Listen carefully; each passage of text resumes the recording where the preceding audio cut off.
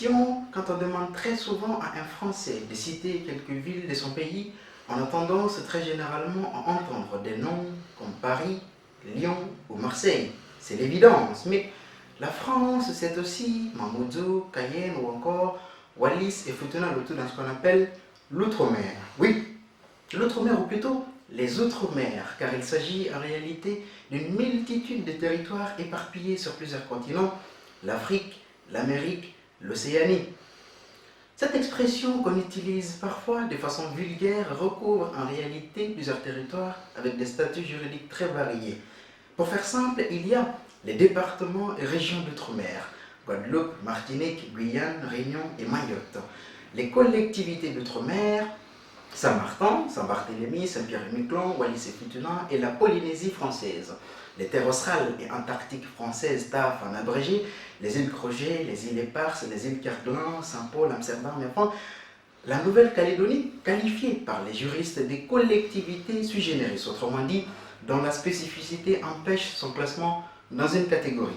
Bien, on pourrait s'étonner de voir tous ces territoires revendiquer une métropole dont tout oppose a priori. Les continents, les fuseaux horaires, les saisons ou encore le climat. Pourtant, ce mariage à distance s'explique par plusieurs facteurs. D'abord historique, non moins glorieux par ailleurs, à savoir la colonisation. Il est aussi un mariage politique qui s'explique par l'esprit des conquêtes françaises. Tout le monde le sait.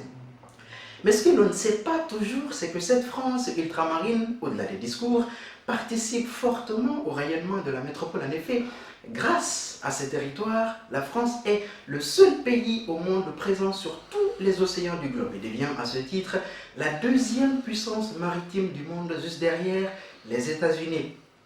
Grâce à ces territoires, la France dispose des ressources minérales, naturelles et halieutiques comme les nodules polymétalliques, futures sources d'énergie, la réserve de nickel en Nouvelle-Calédonie, les atolls de Polynésie ou encore la forêt équatoriale en Guyane qui alimente la métropole en bois.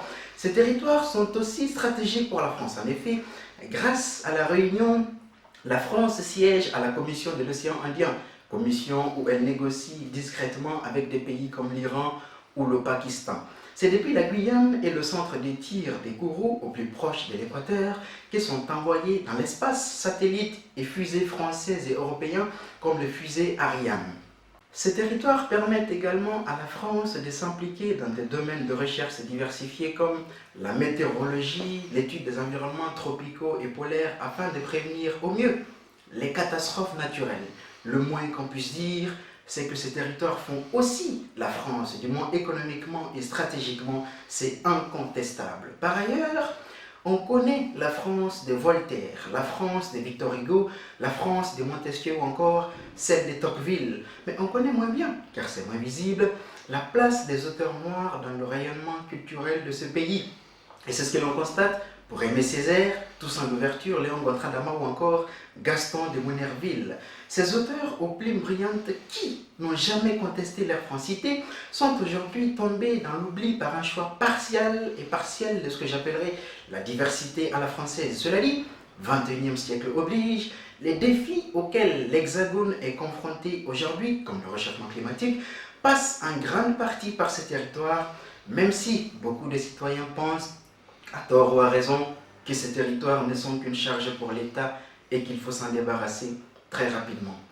Au nom de toute l'équipe de plateforme Jeunes Citoyens, ensemble, défions l'impossible, sauvons le monde, combattons le mal par nos actes et enfin, défendons les opprimés.